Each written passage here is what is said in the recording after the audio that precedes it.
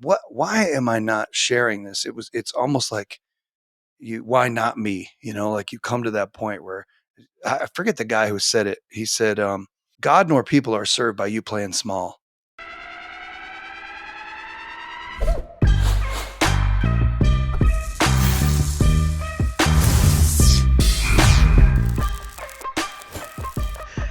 Okay, well, I'll jump in. Here we go. All right. This is the Living Numbers podcast where everyone is interesting if you ask the right questions.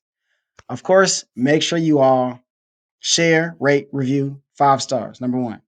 Number 2, subscribe on Apple or Spotify for the behind the scenes. Me and Brian just talked about some amazing things before the episode started.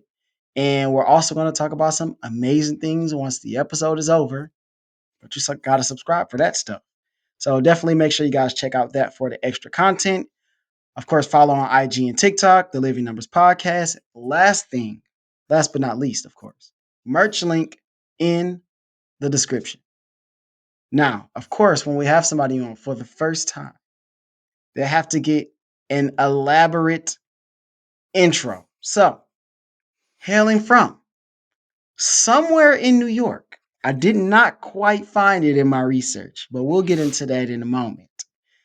Our guest received his bachelor's in biology and chemistry from SUNY, Yanta. I know I said that wrong. You'll correct me in a minute. And his master's in education from State University of New York College at Potsdam. He was one of 10 teachers honored as National Teacher Innovators by PBS and the Henry Ford Foundation. Those are some hard hitters there. He's a teacher that hates grades because he believes that grades are not real, meaningful feedback. I 100% agree. And we will talk about teaching in a moment. He lives his life by the constant pursuit of health, connection, and impact. Half comedian, half philosopher, and whole teacher, I present the Bryan Zevotek. Please tell me if I said your name right. It's close, Zevotek, but I really appreciate it, Tony. I'm excited to be here. No, it's funny because in the before show, I usually think about that. My wife, when we got married, hated the fact that she went from a name that was easy to pronounce to one that nobody knows how. So I'm excited to be here. I'm really looking forward to what you got for me. Man, me too. And I just talked about earlier, like this is going to be a blast. I already, it's already happening. It's already happening. So we'll get into our first number. Now, this first number really hits home for me because I used to buy gum all the time when I was a kid. I would go to the store, I would get a pack of Winter Fresh, a pack of Juicy Fruit, and a pack of Big Red. And those packs cost 25 cents each. Ooh. Now, I use that word 25 because our wonderful guest here has been a teacher for over 25 years. 25-ish, 25 plus, I believe is what your bio says. So, how? A lot of people, their backup plan was teacher. And we see sometimes those are not the best ones. Sometimes they can be pretty good. But how did you land in teaching, Bryan? Man, you took me back to that little red corner of every one of those packs of gum that had that 25 Yep. Pull it out. Oh, man. But so I, going through school, I don't think I ever, as a student myself, I really thought I was going to be a teacher until I had one teacher. He's my track coach. So I was a pole vaulter and a sprinter, a hurdler. I still coach track and field to this day. I love the sport, but he actually was a stand-up comedian on the side. And he would say to me, like, as a freshman, like, we're going to hang out when you graduate. We just clicked, And so that came back a couple years into college. I had originally gone for physical therapy. It's a sports thing. I still think I would have loved that, but it just wasn't, things just weren't lining up. And And I thought, man, that was fun, that interaction with him. And I wonder if Mm. that's kind of the goal I want to go for. So when I switched, it was almost like it was just instant. Everything started falling into place. And I found my people in middle school, right? Like these little weirdos that are 12 to 14. And it's cool. At first I was like, I'll be higher ed, I'll get my doctorate. And then you have to student teach and the high schools. That was pretty cool. And then I went to middle school. Like these kids don't know like anything of what's going on in their life and they're fun, right? And so for me that was like, no, this is it. So that's kind of how I landed in education. And I honestly, so this is year 25 for me, and Mm. I came out of the classroom two times. One was to do instructional technology and like PBL coaching, ed tech coaching type stuff, and then I went back when that grant ended, and then I just came out last fall. Essentially, a similar role got funded again. And I work district wide. I push into like kindergarten classes all the way up through computer science, AP computer science in the Mhm. high school, all things shiny, all things fun. I don't have any any grades now, so I can make that statement, having seen what it does to kids when you remove that. But yeah, so for me, it was like I stumbled in, even though I don't think it shocked anybody. Any of my teachers could have said, "Oh, I saw that coming." And then you go through like now I think back to I must have annoyed every teacher ever because they would say something. I'd be like, okay, I see what you're getting at, but there was a better way. And so I'd raise my hand, Mm. that annoying kid, and I would be like, did you mean? And then I would reword it. And some of my friends would be like, oh, and I felt that a little bit like, yeah.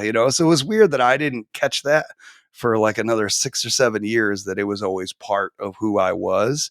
And Mm. yeah, so I love the teaching game. I don't always love where education is headed, but I certainly love interacting with kids that have a desire to learn and that pull out of you something that makes them better humans, and that gives them something to grab onto and run with on their own. So that's kind of my education story, maybe in a quick intro. Man, that was actually gonna be my next question was like, were you like that as a kid? Because a lot of times we can kind of see these like inklings of who we are now if we look back at Yeah, different situations, like, oh, okay, yeah, this was kind of leading to this path. Uh, you were in college and you say you switched at some point. yeah. What was the moment, the memory, the experience that made you go, okay, like I think I want to change course here and I really want to pursue this education thing. Yeah, I think so. I'd originally started off the SUNY you mentioned, SUNY State University in New York. It's all the state schools here, and I started off in this like it's called the health sciences, right? It could lead to anything. Hmm. It's just your basics, and that's why I didn't go too far with biology and chemistry. I was already taking it, and I liked the courses, but I was headed for medical laboratory research, and the thought of me sitting alone in a lab working on something, I was like, do I this this isn't me. And it just Yeah. so I had one semester at West Virginia University, which I loved, but that was for me, that was a turning point in every area of my life. Like I hit rock bottom in so many ways, but it was also like a light turned on. Like my daughter has this cool little bouncy ball that you throw it at the floor hard enough, it lights up. Well, kind of feel like that's what happened to me. I was like, oh man, I think I know what I want to do with my life. And that's when I went to Oneana. I'll get you on that one too. That's a tough There we one. go. But and then I just wanted to get out of college. It was like, by transferring, I'd lost some credits. I'm like, I don't want to spend money. I know what I want to do now. And so I didn't want to live in the college town. I moved like 15 minutes away and commuted. So I didn't have any distraction. I just wanted to get done. I wanted to, it was like, I don't know when everybody else grows up, but that was about 21 for me. I'm like, yeah, I think I want to be an adult now. And well, in some areas, we Right, still gotta right. have fun. So so that's kind of where it clicked for me, is just maybe a little bit of that first beginnings of self-discovery, that I'm not meant to work alone forever. I need to be around people. It's funny you say that because I was around the same age. Started at University of Houston.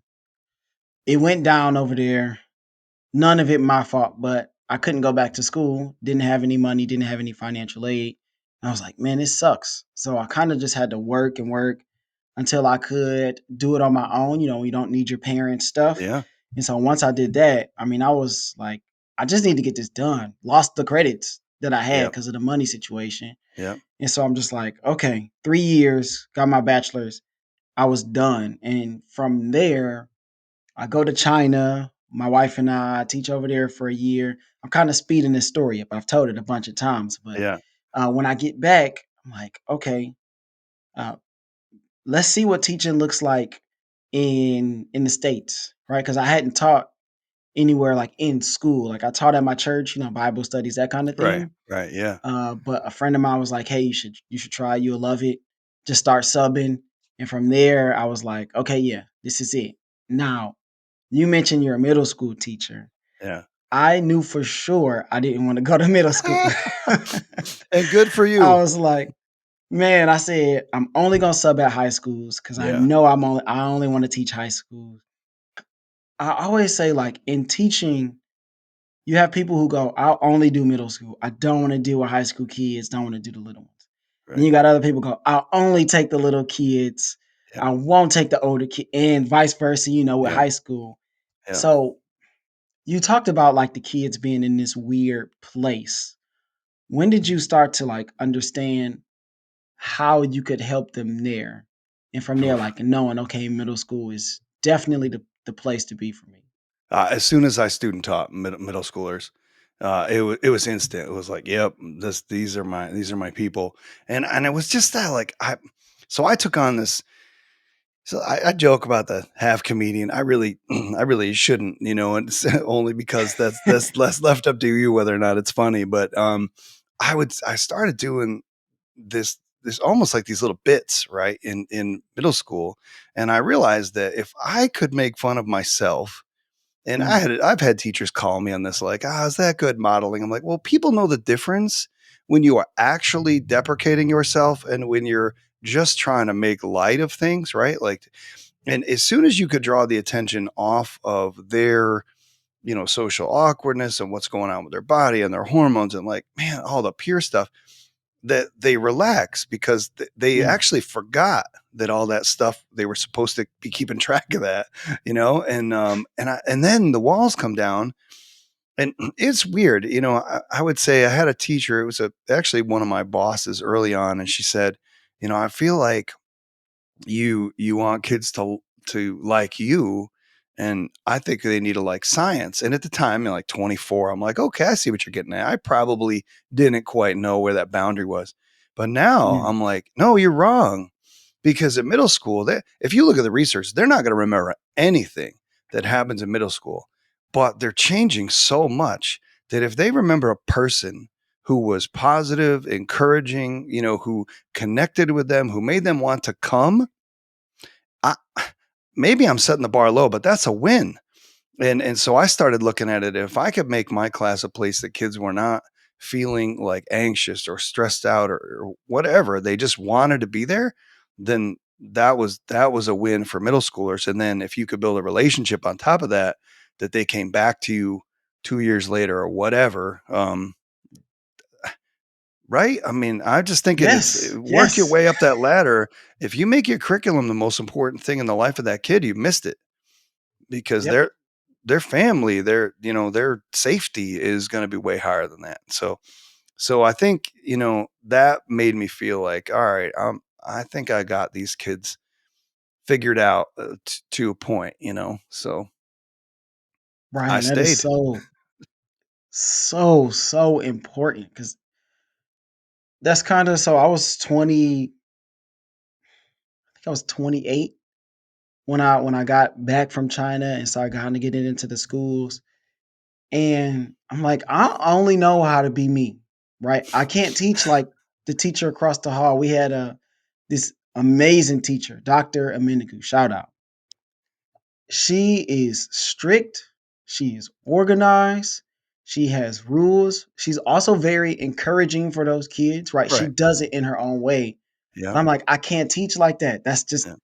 I can't even do that for myself. Right. So Right. I have to just be myself. Now, as a teacher, and the adult in the classroom, right? You're always kind of balancing, like, especially with high school kids, like, okay, what's too far? Yeah, Like, yeah, where's the line?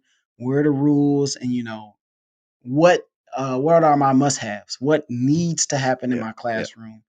And then how much latitude can I give these kids to be themselves and to crack jokes and to but not go too far, right? We right, don't want right. jokes to turn into a fight or Uh-huh. bullying. So there's always like this line in the classroom, and people are always talking about, oh, you cross that line or whatever.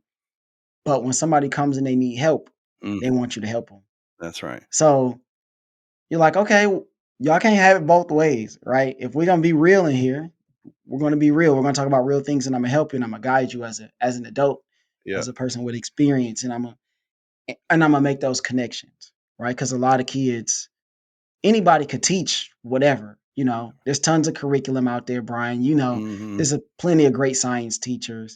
For me, I teach a speech class. There's plenty of great people who could tell you how to talk. There's videos, right? Yeah, Do you need me? Who knows? But what I do want to do, just like you said, I want to provide a space for you to feel safe.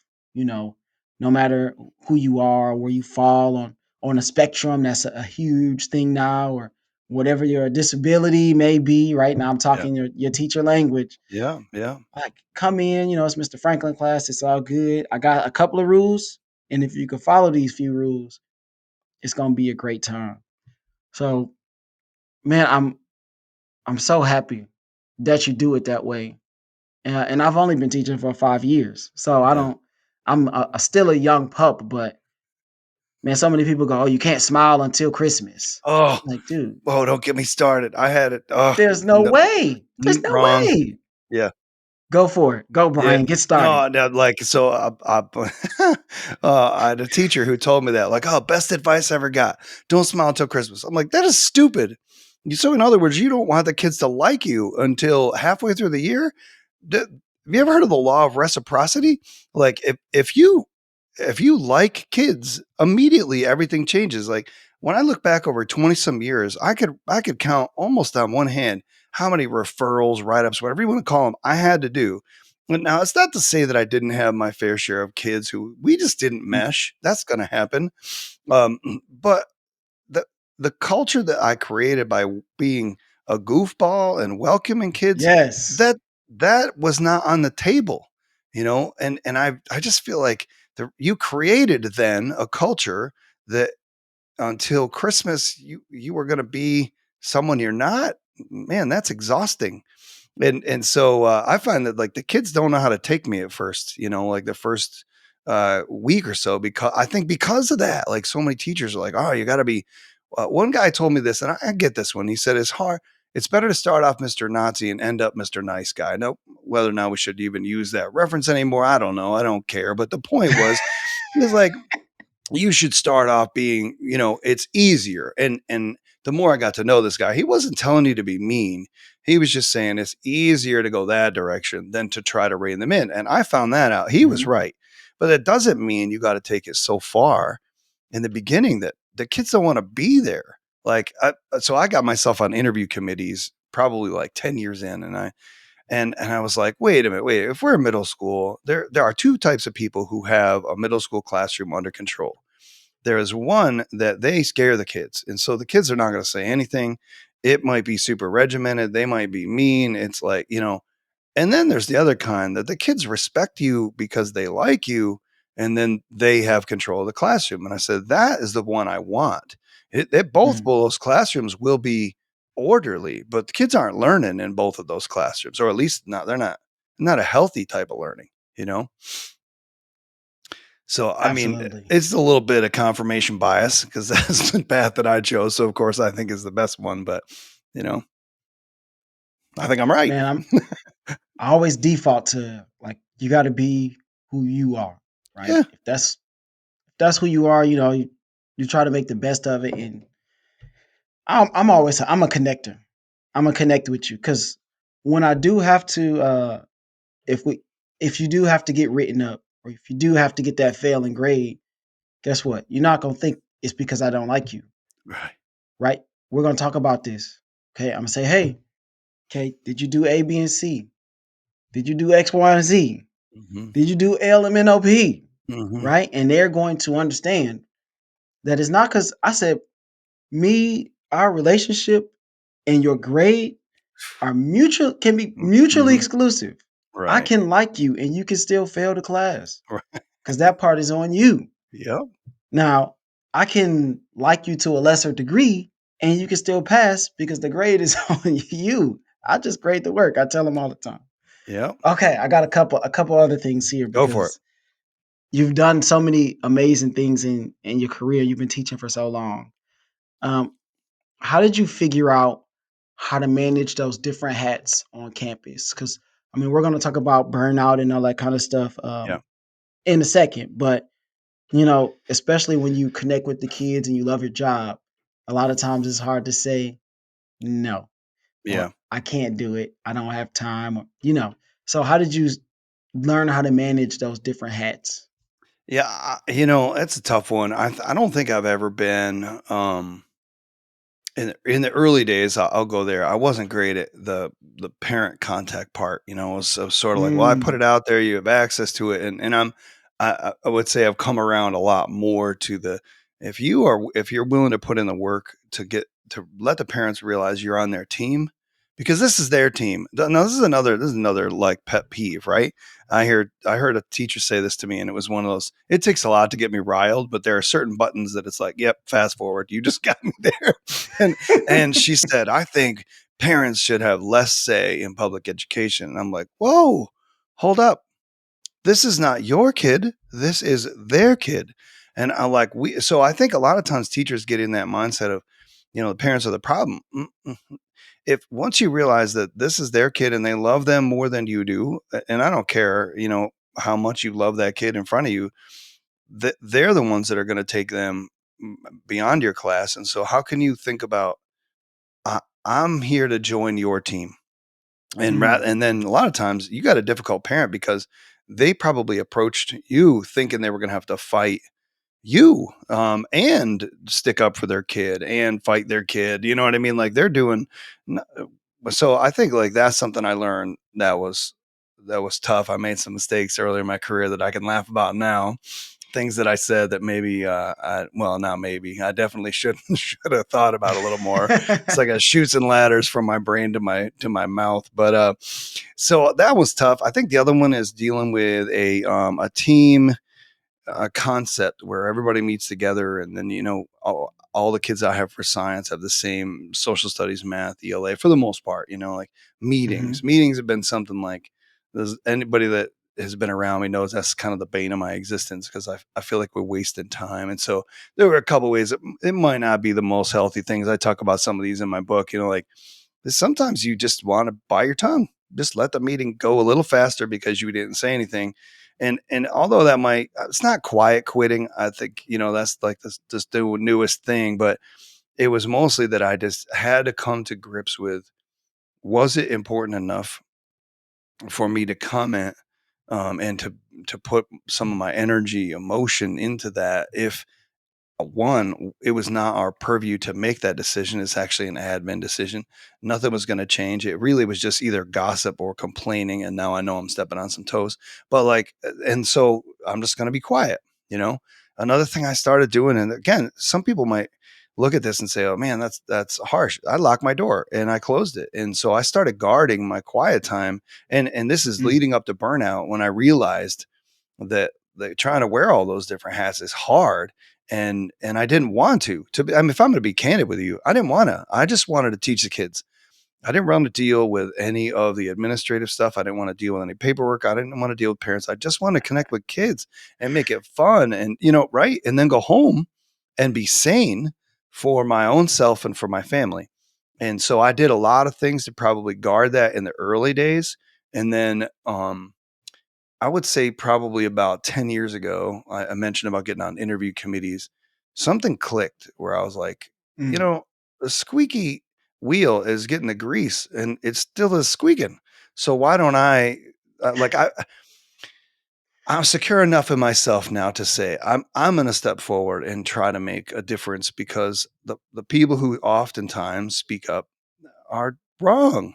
they're just loud, Mm, and so people wanna silence them because they keep talking, but no, if you're not focused on kids and you're not focused on, like, some balance of what this is all about, then, we needed to get some different voices, so I actually started getting a little bit more involved, and, I'm not so sure that's the right that was the right decision, but, I felt a little well, you can complain and be a victim, or you just decide you're gonna do something or decide it's yep. not valuable, and once you can come to that point that, "Okay, I guess it is valuable enough for me to get in the ring," then get in the ring, but if it's Mm, not, mm, cheer on everybody else or change the channel, right?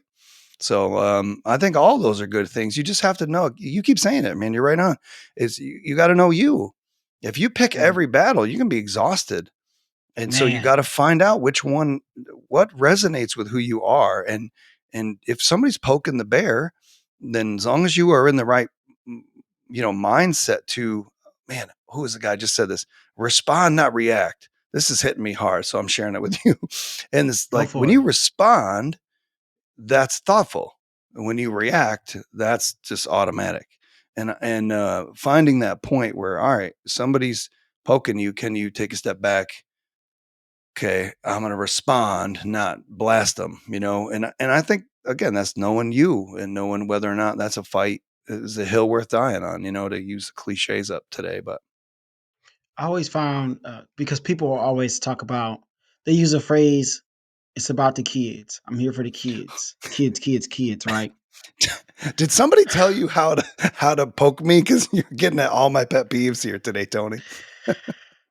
I think we maybe cut from the same cloth here.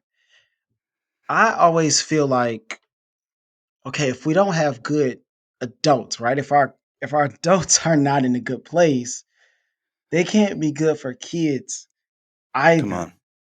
that's right. So we can't just focus all of our attention on the kids. There has to be someone, or no, no, no. There has to be a culture that Yeah, takes the adults into account too. right. And so that's always one thing that I am known for is on my off period, whether this is no, I take care of my business, so I'm good. Okay. I know how to prioritize. Yeah, I'm like always visiting other teachers. If they have second period off, I'm like, we got our little tardy station, that bell rings, you got to check kids in, give them their tardy, send them to class. I got a guy at my tardy station. I mean, anybody I'm on tardy duty with, we're going to bond. It's just going to happen yeah, because I'm going to be talking to you. I'm going to be asking you about your family, how's it going? I'm going to tell you, whatever little stories I have. And, I just visit people because I want the teachers to also feel like, it's okay. Like it's not the end of the world. The grades will be here when you get back tomorrow. Don't stay here yeah, until 7 o'clock at night. yeah, Because there was a one guy, a math teacher, and he had just transferred to our district, and he teaches like a pre AP or yeah, I don't know what yeah, they call it. Yeah, he teaches yeah. the upper level, so they got to make the super hard tests and stuff. And he was like, all hours of the night. I'm like, dude, okay, every once in a while, you might have to pull like a 7 o'clock night, you know, right before grades are due or whatever the case may be. But that can't be not No, even a once a week thing. nope. That's even too much. Mhm. So I'm always like talking to the other adults because I feel like if we built that culture where the adults are doing well too, then they'll be better for the kids. You So got you it. said I pushed your button there. Go ahead, Brian. This is your Alright. turn. So you took it in a different way, and so I'll try to quickly gloss over where you you push the button, which is I feel like in school culture, people use "Well, it's what's best for the kids," as a manipulation to get what they want you to do, which Yes. usually is, you know, Pass them. put or stay until like 9 o'clock. Well, I didn't want to do a dance. You know why I didn't want to do a middle school dance? Well, one, because they're horrible. But two, I want to go home. I coached 2 seasons pretty much my entire career. I've coached at least 2 seasons. In that third one, I'm going home. And so to talk about this self care thing, man, and that's got a bad that's got a Mm. almost like a bad reputation now because people are using it Yes. all the time. And I'm not talking about, um, go home and like sit on the couch and eat bonbons, like that. No, we're talking about if you are not a healthy you, like I could, I gotta be careful. Um, the teachers that I see that are the ones that I'm like, they aren't taking care of themselves, and so they've got themselves to this point about burnout. This is exactly why I wrote the book, right? Like I looked at people and I saw Mm, two things: is I saw people that have no business being around children because they don't love themselves, let alone have anything in themselves to overflow positively on the life of a 12-year-old. This is a kid. Come on. This is not a coworker adult in an office environment that is toxic because they've been that way. No, this is a kid. They're growing and developing, and they need some grace and they need some patience. And you are the adult in the room, right? So it, that was number one, and the other one was that I saw teachers that did exactly what you're saying, right? They lived their entire life. They're working. If you look at it, they're working 14, 16-hour days every day, and then they retire, and in 5 years they're dead. Like wow. that I remember those, and I know names. I'm certainly not going to mention them, but like oh, my first couple of years, this guy retires. Like oh, he was a good done. Like within 5 years, it happened 3, 4 times right in a row, and I was like, whoa, what is going on? And you notice that you cannot run on empty, for that long without it taking a toll. And every one of us knows. I Mm, mean, we're going to get some deep stuff here, right? Like you're not promised tomorrow. I'm not promised tomorrow. You're going to live for that retirement to then do what you wanted your life to be about. No, you've got to build. I forget who the guy was. Just said this recently, and it was awesome. He said, "No, you should be designing your lifestyle." Wait, no, I'm going to get this. Here we go. Your job needs to serve your life, your lifestyle, yes. not the other way around. And it's funny because one of the things that I'm toying with this idea of writing another book about education reform. And it says, why don't we ever have this conversation with kids? Say, oh, well, you're going to go to college, you're going to get that job. Well, hold up. Let's back this up and say, what kind of life do you want? What kind of life do you Yes. want to live? How do you want to feel at the end of every day? What is your health going to be like? What is your family going to be like? What is your time going to look like? What hobbies do you want to have? Do you want to have joy and peace, right? All that stuff. Now, what job could you pursue that checks all those boxes and leaves you the time to be more than just that, right? Like Mm, so many teachers take on it. The teacher is an identity that all of a sudden means those 16-hour days, and it means that I got to take home stuff on the weekend, and it means no, it does not. And we got to uh-uh. stop that. Uh-uh. We have to stop that expectation and say, if you come in healthy and you look human to human first, then you're going to make a difference. And then you can talk about your content. And then you can talk about whether or not that grade that you decided to give the kids that assignment that took you 9 hours to grade, could you Mm, have given them actionable feedback in a relational manner in 1/10 of the time and moved on? Uh, yes, every time. Uh, but it's the story that we lived, therefore it's the story we tell. And that's yeah, dumb, yeah. right? Just because it's the school I went to and I didn't like it, I'm gonna make some other kid go through it, and that's your rite of passage? Like, well, no, not me. Nope. No, no, man. Hey, Brian, this is a real discussion right here, man. I'm so okay. Here we go. You've been teaching for a long time. I'm trying not to get stuck. I'm easily distracted. I Yeah, tell my same. kids all the time. We'll just start talking about whatever story I may have, or we may Yeah, start talking about video game. It could just really be anything. And the cooler the class is, like the better the rapport we have. Some classes like y'all just the whole class just kind of has like this great rapport where we can kind of bat it back and forth. yeah, I mean, we could just get way off. I'm like, y'all, it's 10 minutes. Okay, we actually need to do something today. And that's my favorite part about being a yeah, teacher. Okay, I've already done it. I've already done it. Okay. I have another question. yeah. Okay, from your perspective, how has teaching changed over the years? Right? Because you kind of touched on it a little bit. And where do you think it's going next after you ask that? Well, I almost feel like I don't wanna dwell too much on the past. I think it hasn't changed enough for some. Mm, You walk around, this is what kills me about the high school. You walk around and most kids are there's no interaction at all. The teacher's at the desk, the kids are at their desk, they're on their phone or a device. I'm like, "Oh, man," like, and I am a full on tech, like, give me all the tech in the world, but the tech can't replace a relationship. And as soon nope. as a tech can replace grades, a tech can replace even like a live lecture. It probably should.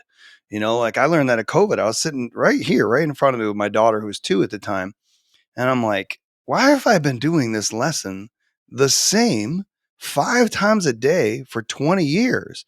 Why didn't I Come record on, it Brian. once and get a banger, right? And put it out there and shorten it. And then have the kids like, okay, that was 12 minutes. Normally that would take me 40 because I'm gonna goof around a little bit, right? And have some fun. Now, if you watch that on your own, now I can sit with you, right? This whole flipped Mm, classroom model.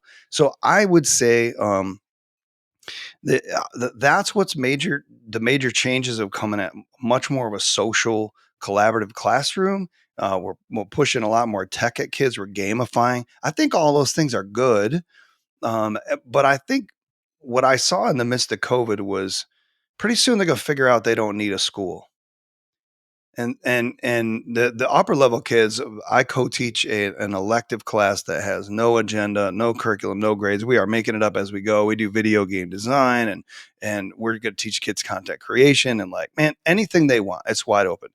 But the guy that I co-teach with, his son is a senior, and he's figured it out. He's like, wait a minute, 90% of what they're giving us is busy work, but I care about what I learn, and nobody wants to actually have a real conversation. I was like, oh, you're not supposed to figure that uh-oh. out.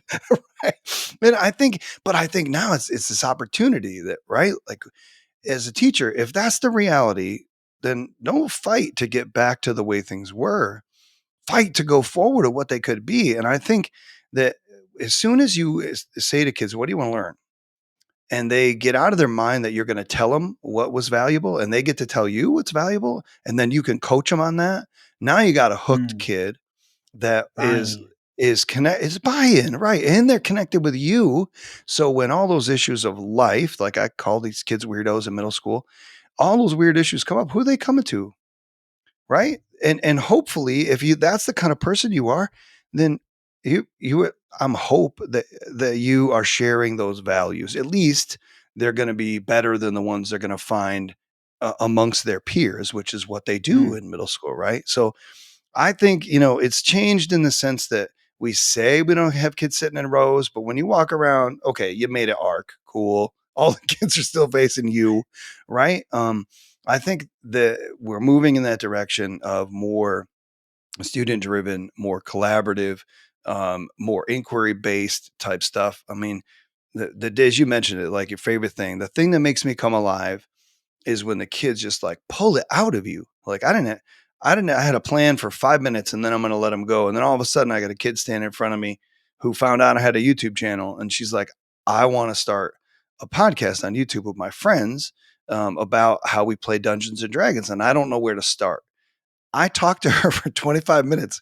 I had no idea what the other kids in the room were doing. That's good to have a co-teacher. He was floating around, but like this kid was a wallflower a week before that. And now she's like our star because it gave her ownership and she connected.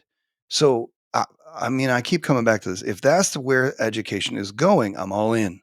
But if it's not, then I keep toying with this idea of how do we provide that? Because education could be the most powerful thing, or it could teach kids that, well, it's just the same curriculum you learned for 50 years and it's all online or chat GPT. You can find it all super fast. But what about what you care about? What are you going to do with it? Can you create something mm, that was meaningful? Do you have something to say that makes people think or engage in conversation? Like that's so much higher level than, hey, can you remember these facts about the War of 1812? And then spit them back to me in 4 or 5 days, and then I'll give you a grade, and then we'll forget it ever happened. Like that's not education, but that's what we do. I don't know. I'm a little that's frustrated what about it. That's what a lot of people do, but that's not what we do, I hear Brian. you. Yeah, yeah. We do And something I a would say little that's bit what I'm different. trying to say is like, can I challenge you to think about what could be just for a Mm, second? And that maybe it would make you less exhausted and happier, and then burnout wouldn't be a thing. You wouldn't be doing those 7 o'clock. Nope. Because oh, you could no, make it no, no, valuable no. by doing something different, can't you? If you can see that. And I mean, I don't mean that to be condescending. I think it's a product of story. Like I this every class I experienced growing up was the same. And so think about how slow teachers are to respond to change. And it's not a slight, it just is. I mean, I had 13 years of elementary to high school, then you got your college, everything was the same. So when you become a teacher, that's the only narrative you have is to reproduce what you went through, unless you get out and you see somebody that does something crazy and you're like, man, that felt like it didn't steal all my it wasn't a fun sucker. As one of my friends that's like, somebody's got to be the fun sucker. It's not going to be me, like, but if that's your job, like, man, that's why people are going 3, 4 years and I'm like, yeah, not for me. And maybe it Mm, was for you, but you just chose to to follow a narrative that was never meant to be. It just was, and we're keeping it for some dumb reason, right? Like the high five. I remember this old Saturday Night Live skit. It was like, nobody likes the high five, but we're going to keep it until a suitable replacement has been found. And now we got it's that's I don't know. Anyways, okay. Let's jump to because you talked about like burnout and you mentioned YouTube, yeah. which brings me to my next number. Okay, February 4th, 2009. You published your first YouTube Oh gosh, please don't video. tell me you watched it. I did not watch it. Good, good. But funny thing here is we had a middle school night, I think it was. I mean, it's probably actually still happening. And I also coach basketball. Yeah, So I'm like, crap, like there's so much going on, I'm like, I have to prep for this episode, right? I have a system, I have a way I do things. yeah. I need that time to be able to do the episode how I want to, how I feel like it should be done. And so I'm like, all right, I got to pick my son up. I'm coming home.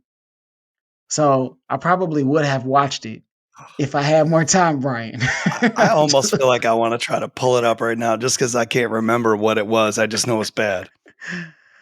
Oh man, I'm gonna start with this quote because I read it in I don't know I read it in something of yours and it stuck out to me.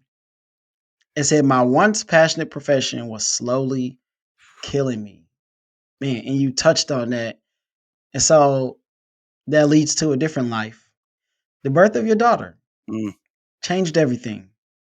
I want you to take us to that moment because you said that made you have to change yeah. the way you were looking at things, the way you were working, how you wanted to work. I'm sure the load that you took on. Okay, take us to that moment, that memory where you go, okay, I can't do it like this anymore.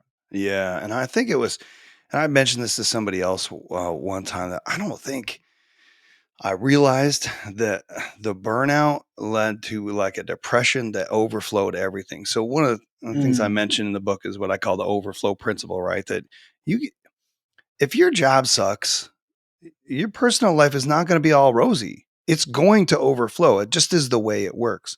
And so, I didn't understand that as well as I do today, but I think it was at that moment, I'm holding this little miracle, right? 'Cause, uh, part of that story is that my wife and I kind of had given up hope that we'd have kids, and so 17 years later, this little one comes along, and wow. but I was the heaviest I'd ever been in my life. My blood pressure was up. I was like binge watching Netflix, which some people sitting there or listening, watching this might be like, yeah, that's my life. Well, that's because probably your job is burning you out so much that you feel that you need to do nothing to recover. And I would say to you, it may feel as though it works and it may make you feel good, but when you look at what it's doing to your health and then you think about what you ultimately want in your life, um, you'll find out that maybe that's not.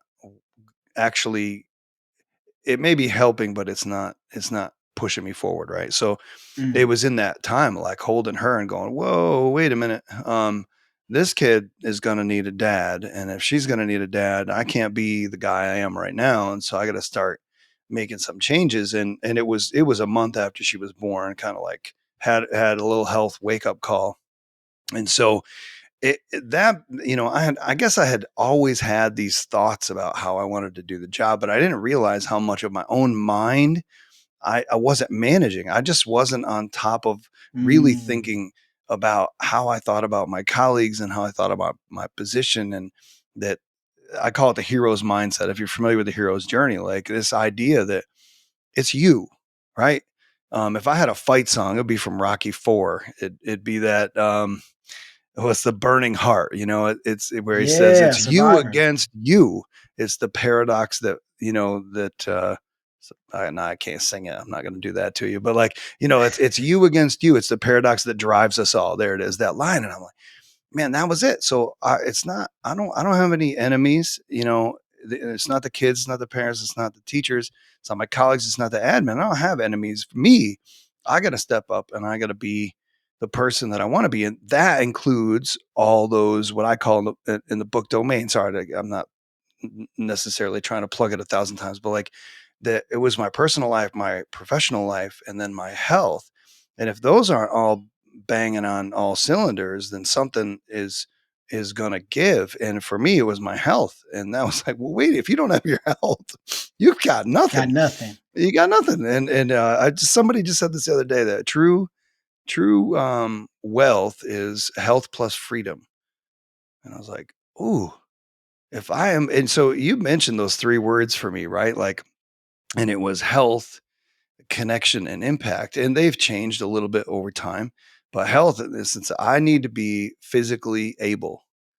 Mm. And then connection, I need to be present and available. Like if I'm on my phone when my daughter, no, I need to be there. Right. So that's connection. And that applies across all those things. You got to connect with people at work. You got to connect with people at home. You got to be willing to connect. Right. So, and then the last one is make a difference, know who you are, and then stop playing small. I spent too much of my life, too Mm. much of my career worried about my own self protection to open my mouth. Now, it's a little bit harder to close it, but maybe because I waited so long, right? Like the stuff is in there. And so as I'm thinking about it, I'm like, I want to make a difference. And you make a difference by putting yourself out there. And you may not be for everybody. You're not for everybody. Who cares? Find the people you connect with and make a difference, whatever that is, right? It's not, I Yes. don't know why it took me so long. Like, why did I overcomplicate this? Man, that brings me to a conversation I was having with a guy today. So he works in IT for our school. I actually plan on having him on as well because he's got an amazing story. But he was just talking about how just looking around the school and seeing so many people that are hurting kids Yeah. that it just he said it was taking a toll on him. And so sometimes you're like you don't know what to do. And so I just told him like you have to help in whatever area is your area, Yep. right? So if you're IT and you have an opportunity to, to help a kid in that way and then connect in some way, then you do it the best you can in that way, right? Right. I'm the speech teacher, I'm the coach, like I do different stuff on my campus, but my main thing is just, just talking to people, asking questions, what do you like to do? Asking. You know, I think what are your goals is one of those questions I always like to stay away from. It's so generic. I feel like Hmm. everybody asks about goals. I'm always like, what do you like? What do you enjoy? What are you passionate about? Like, Sure. what's fun for you? That's much more Let's personal. start. Yes, well, let's start there. And maybe that's projecting a bit because I'm not even like a big goals guy, right? People are always, you got to have goals. You got to have this goal. You got to have long term goals. You got to have short term goals. And I'm not saying that none of that is, I'm not saying it's not true. I'm just saying for me, I just go, okay, what do I want to do? Hmm. Okay. And once I figure that out, I'm going to do that to the best of my ability. And I'm always going to be trying to get better in some way. Right. Right. And whatever happens from there, then we figure it out as we go, right? So as long as I could keep things at like step one, do this, step two, do Yeah, this, yeah, step three, do this. And so for me, um, I'm sure there are things that I'm missing because I look at things that way. But hey, we are who we are, right? right, So right, however you can connect and help, that's I mean that's number one. yeah, That's number one. How else? What better way is there to do it than to do it the way that we know how? yeah. Yeah, it's I forget who the famous quote is, "Be you, because everybody else is taken," right? And it's funny. I'm gonna plug your subscribe thing because in the we were talking about before the show, and Hmm. that idea of like the little widgets on my phone, and so I had heard a guy. It's the guy who created Dilbert, and right now his name is escaping me. He wrote a book called "How to Fail at Almost Anything and Still Win in Life," and he talks Yeah. about a goal. So this is he means this to be inflammatory, but like goals are for losers, and he Mm. said that systems are are much more about a lifestyle. I'm gonna but I'll paraphrase it real quickly. He's like, most people set a goal to lose 10 pounds. That's what he means, losers. And he said, you live in misery and failure, hoping it's temporary. And then when you get to the goal, you stop. But if you live in a Mm. system of what you want and what you're about and who you are, then it's like, and there's another book out there. I wish I could remember. They call it the Wig, the wildly important goal. And this wrecked me, as far as like, yes, that's me, which was, what is the thing I have to do every day? If I do that thing, you would ask me the question, right? If I do these 6 things every day, I know I've already won the day, and it might only be 6:15. And so Mm. because I'm staying true to who I want to be, and these are the actions that lead me to more of that. And so that if you're not subscribed, you get all that bonus stuff. Just by click. I feel like I need to do it. Click the bell. No, I'm kidding. But yeah, like that's I think that's better. You can have a goal. A goal could be super, as you said, generic, right? Oh, I want to be the same thing everybody else wants to be. But when you can figure out, like, you can clearly define the characters, the values, the beliefs, the Mm. mission you're on, and then say, okay, what gets me there? And for me, it was the reason I stepped out to start doing more podcasts was connection. This is Yeah. my second one. If I can connect with people and bring value or say something that makes somebody think, then I get my second one, impact, right? So I was like, oh, I need to do that, and if I can do that every day with a kid in my classroom or a colleague down the hall or home of my daughter or my wife, right? Then I am Yeah. being who I want to be. I'm practicing so I can do it better all the time. We're not always perfect, but it's a lot better than putting a goal on a poster that you just look at and don't move towards, you know? Yeah. I'll say this, and then I want you to talk about like your podcast and your books. Yeah. I was posting this on TikTok, and I said like, be all that you can that day. Some days it may be 100%. Some days it Love it. may be 88%, maybe 50%, and maybe 2%. That may be it. But whatever you have, bring it to the table, and we'll work from there. Yeah. So that's always kind of like you're not gonna be your best every day, Nope. but try your best every day. Oh man, that's good. Yep. Yeah. And I think like having that grace and understanding rather than a Yeah. perfectionism kind of mindset. It's funny, the guy I mentioned, the guy I co-teach with, he's had some stuff going on in family, and it was health wise. And I happened to be in his room. This wasn't one of those days we were teaching together. And he said to the kids, I mean, these are like fifth, sixth, and seventh graders. He goes, you're not there every day. And today is one of those days for me. And I know Mm. you're going to have one of those days. So here's what we're going to do. And I was like, this is one of those things I think teachers are afraid to do, right? Why are we afraid to model failure or imperfection or reality? Like, and that this is goes back to this is just core belief for me. Yeah, I start off the year with what I call my idiot speech.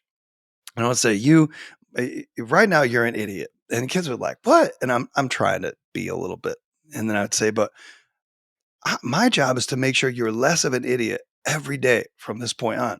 because I was an idiot when I was in middle school. It just is. That's your name tag, right? Like you're trying to figure out life. And I closed the door before I had this little speech because I wasn't Oh sure yeah. if Oh yeah. everybody else understood what I was getting at. But I would have kids, they're smirking. And I think what they realized in that moment is I was willing to go there, but to tell them that I look, I see you and Mm. and it's cool, but I'm not going to let you stay there, right?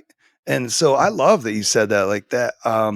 Just what do you got today? And that's what we got to work with. That's what we got to work with. Yep. I Yep. love I, it. I have kids, and you know it. You when you know your classroom, you're like, okay, okay. I can tell you don't have it all today. Okay, just relax. You're good. We are going to pick this up tomorrow. Like do And whatever it yet is there are that you need to teachers that do. will poke that kid. Like that's what Oh, I don't get it. Like the kid's having a bad day, and so you're like, nah, pick your head up, get off the like. I think you've grossly overestimated your importance in their life right now. I don't know. Sorry. I have a quick story now. Yeah. So I had this one kid.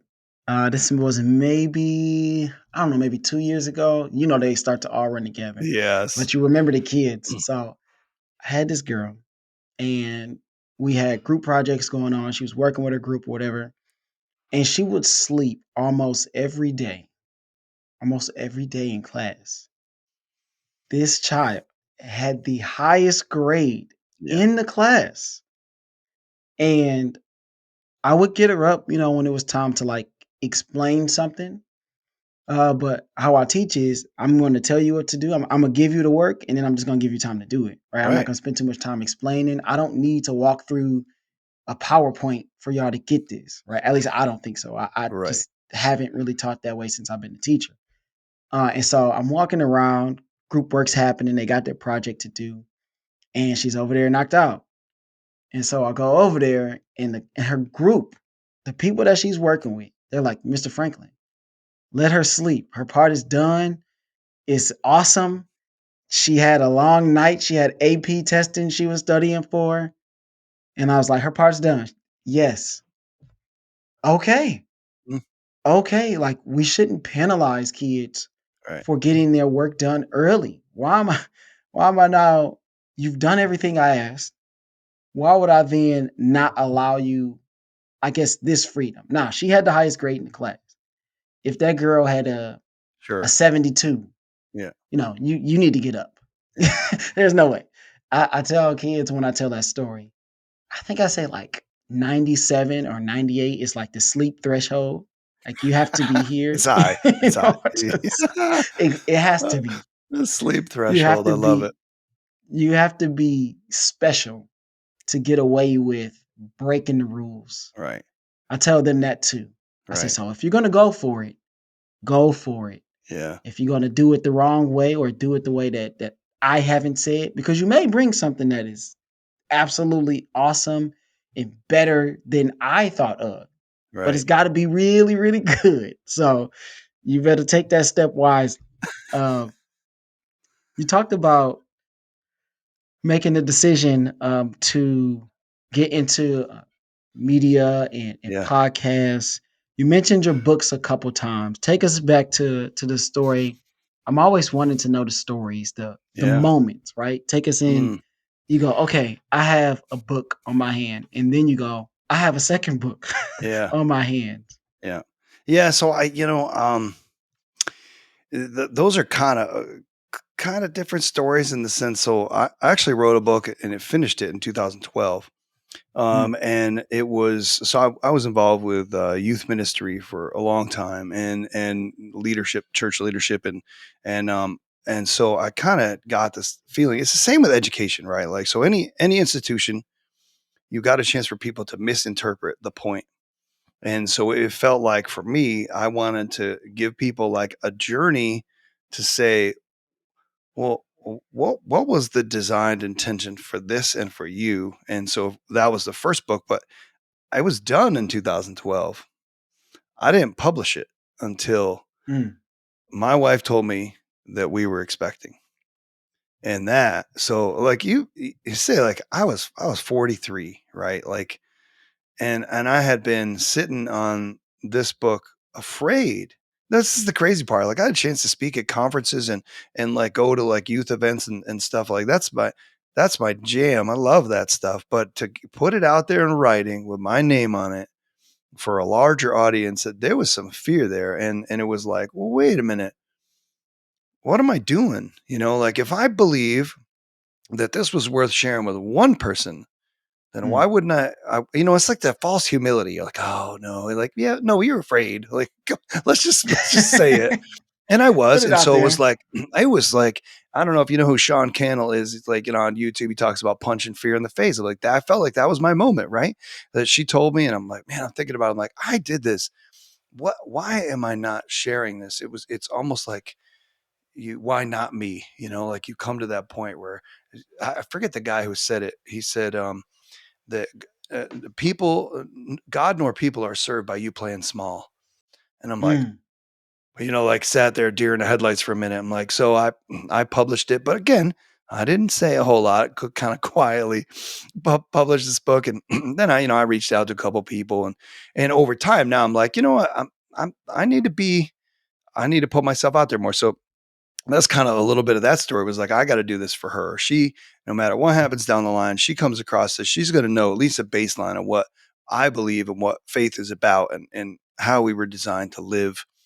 Like that's out there, right? So then when COVID hit, I mean, I'm this like crazy tech guy. I'll try anything. Like I piloted iPads before anybody had iPads. Like I get bored easy. So give me some new stuff, right? So I had been just created this YouTube channel, and I was just posting dumb stuff for my students, here or there. I had this like facial animation software where I did a cartoon voice on a it's cringy now, but it's got like 70,000 views. Like people are still commenting on it. I'm like, oh, please stop watching that. But so I go through that, and I'm sitting here as COVID hits. I'm like, whoa, wait a minute, teachers that aren't like me are going to struggle right now. So I started right here where I'm sitting. I started making tutorials, and I'm like, hey, here's a tool that can help you in 60 seconds. And here's a way you can build hyperdocs, or you could use Pear Deck, or like, and I started just as a service. I'm like, people that I know are going to struggle. And so then Mm. I got thinking more, it's not just about tech. This is about actual education. This is about the life of kids and the life of teachers. And that was when I started to be like, this has given me joy and new life. And I'm starting to see how burned out I was. And so that led to the podcast, the book, and started getting into that. Like I didn't want to see teachers go 30 years in a career that they could have enjoyed.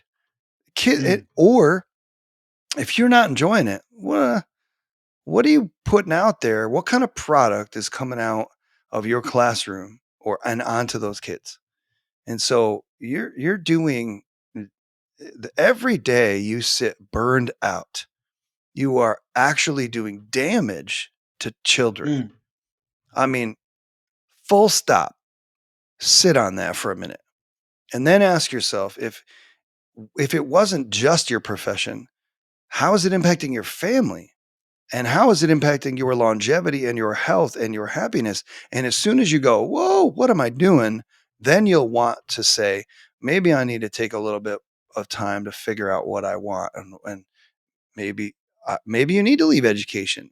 Maybe you need to figure it out Mm. and then go back in with renewed vigor. I don't know, but I know that you can't be blaming, you can't take the victim mentality. This is your life. I feel like I'm going to get a little Switchfoot quote in there. Is this who you want to be? Right? Like if because no one else is going to do it for you. You got to figure it out, or at least give yourself the time to sit and not be distracted by your phone or Netflix or whatever. You got to figure out who you want to be, what the life means for you. And that's why I say to people, like, you ask a question, the answer to that question is I had a midlife crisis. And I Mm. felt like, I don't like to call it that because it's the best gift in the world. I wish I could have had it at 18. I wish earlier in my life I could have had something to make me realize, like, whoa, I'm here for a purpose. I wish I got my ear.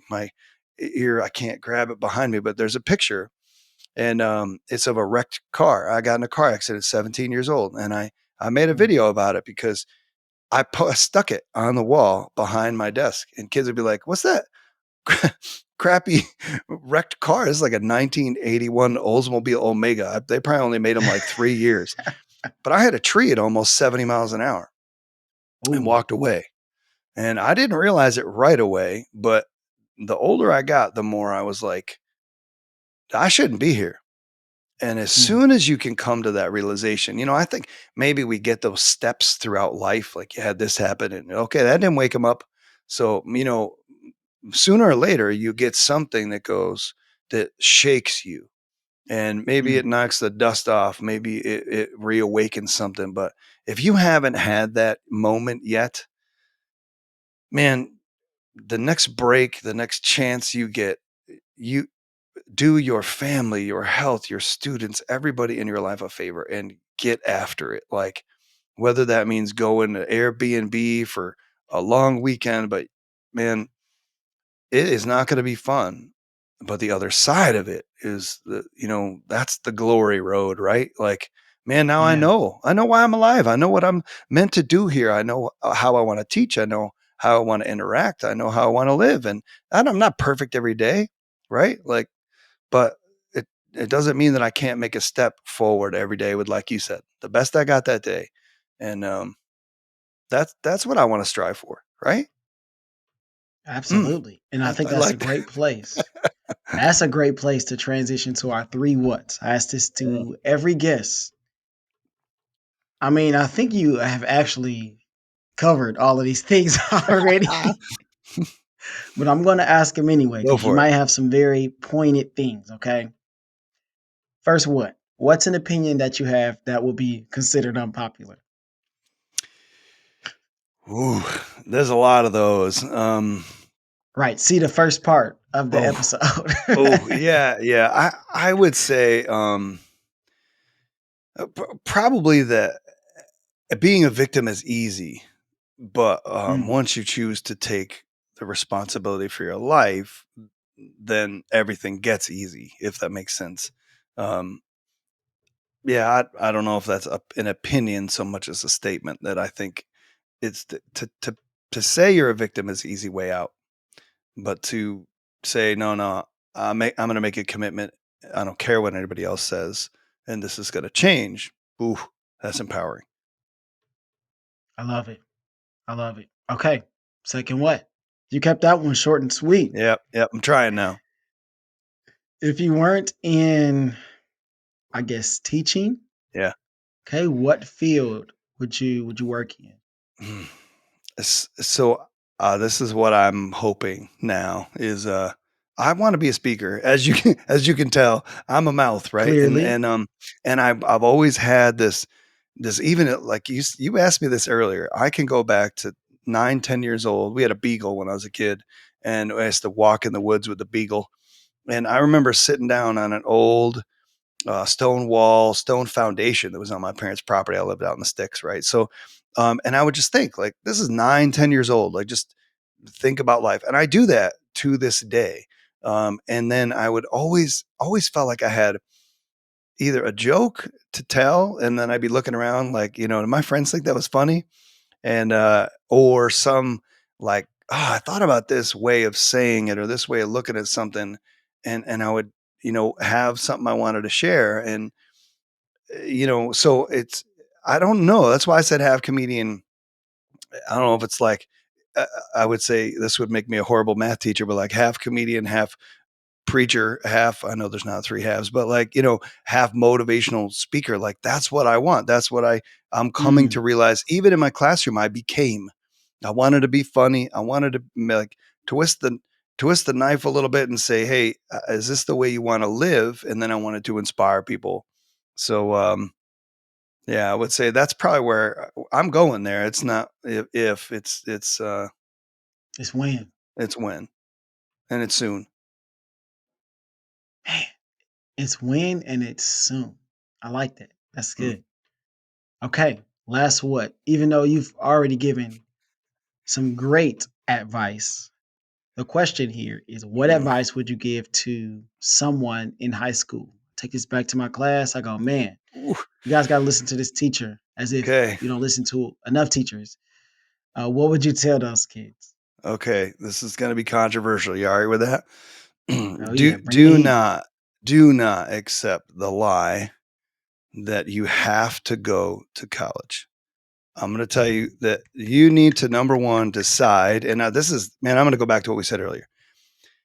You may not be able to accurately predict what your future self will want, but if you can honestly forget everybody sitting around you, forget the expectations of your parents, of the generations before and after you, just for a second, think about what you want your life to be about. Can you give me 3 words that this is what I value, this is who I am, and this is what I want?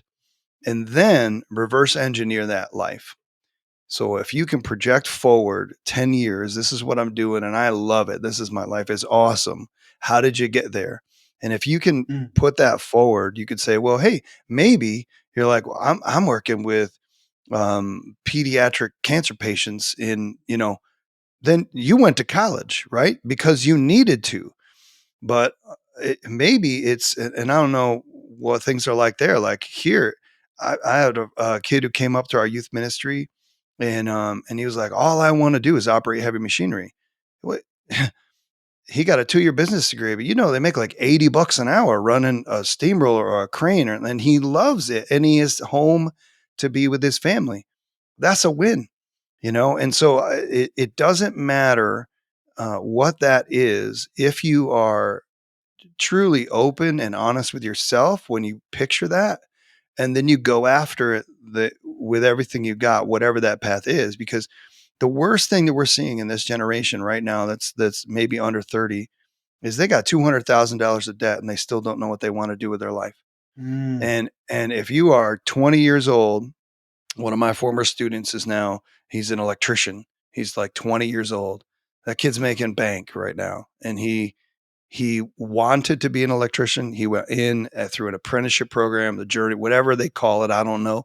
Had some like technical stuff, training, and he has no debt, and he's making more than probably a starting teacher is making here in New York, which actually pays kind of good. So, like, pick based on your joy, your health, the lifestyle that you want.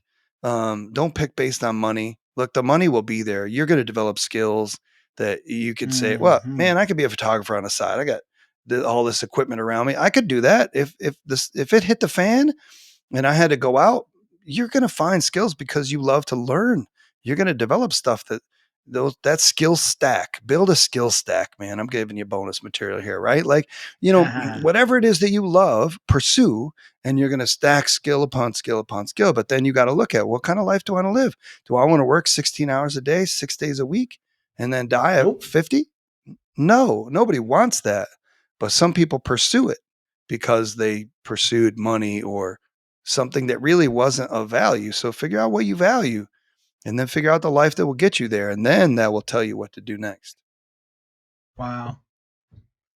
Way to put a bow on that, Brian. Yeah. Yeah. Okay, this is the part. You plug it all. Social Yep. media. Where can people find your books? Go. All right, cool. So as a play on the dome, I went at Bald Sci, right? So it was Bald Guy Sci, which sounded like Bill Nye the Science Guy back in the day when I was, A science little teacher. bit. So A little at bit. Bald Sci, you can find me on Twitter, Facebook, YouTube. You can check out if you're interested in personal development stuff. I mean, look me up, Bryan Zevotek. You look up my name on TikTok as well. But on Amazon, I have 2 books out. One is called Nothing More, which is the 40-day spiritual, kind of thing that I believe God created us this way, and we put other things on that, and He wants us to come back to nothing more than who He created us to be. And then recalculating is the second book. It's about education, burnout. It's really that idea of, you've all been in a car when that GPS was like recalculating, because you went off track.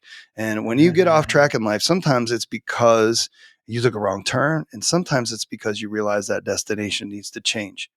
And for some people, they're like, whoa, I don't want to live this life because I see where the destination is. I want to change it. And you need time to recalculate. And that means assessing everything I just said, assessing your values, assessing your goal, your vision, who you are, your strengths, your skills. and then pursuing something that makes sense for who you want to be. So you can check Mm, out all that stuff. My podcast is called Kick Some Class. Try to get a little edgy there. And great it's name. kicksomeclass.com. And so a lot of times on my podcast, I talk about just things like this, man. It's if you poke the bear, you're gonna. That's then some of the episodes a little bit shorter. I'm interviewing people just because the same deal, man. I want to hear what's going on with them, and so yeah, that's all my stuff. There we go. Make sure you all follow Bryan on all of his socials. And of course, you follow your favorite host, Tony Rambles, at the Living Numbers Podcast on IG and TikTok. I post most of my stuff there. Some stuff on Facebook too. Share, rate, review, 5 stars. Subscribe on Apple and Spotify because me and Bryan are gonna go off here once we stop rolling. And I want y'all to be able to get that great conversation too. And then, of course, merch link in the description. Signing off, I am your host, Tony Rambles, and I will see you all in the next round. Voila. Oh, so I thought Rambles was your last name, so that's why I was having a hard time finding you, man. That's awesome.